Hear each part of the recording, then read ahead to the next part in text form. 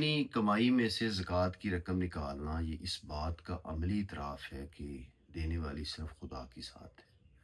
تو اگر دینے والی وہ ذات ہے تو پھر اس کے دیے میں سے خرچ کرنا چاہیے۔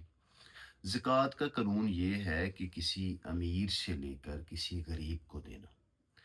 تو یہ معاشرے میں جو دولت کی گردش ہے اس کو بیلنس کرنے کا بھی ایک طریقہ ہے، اور مالداروں کو یہ یاد دلایا جاتا ہے کہ جو اللہ تعالیٰ نے تمہیں دولت دی ہے اس میں غریبوں کا، نداروں کا حصہ بھی شامل ہے، یا ان لوگوں کا حصہ بھی شامل ہے کہ جن کو تقسیم کے وقت کم دولت ملی یا ان کو نہیں ملی۔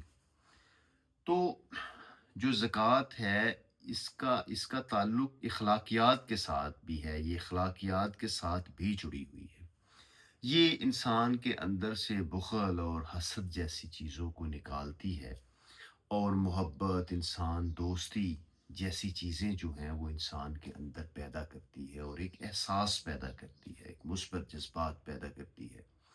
تو جو زکوٰۃ لینے والا بندہ ہے وہ بھی معاشرے میں بسنے والے لوگوں کو اپنا بھائی، اپنا دوست، اپنا غمگسار اور اپنا ہمدرد سمجھنے لگتا ہے۔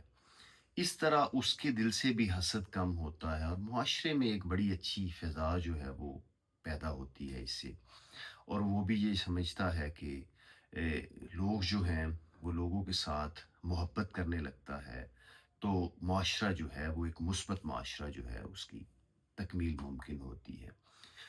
دوسری عبادات کی طرح جو زکوٰۃ ہے وہ بھی اسپرٹ کے اعتبار سے ایک عبادت ہے، لیکن جو خارجی تکمیل کے اعتبار سے یہ خدمت ہے انسانیت کی۔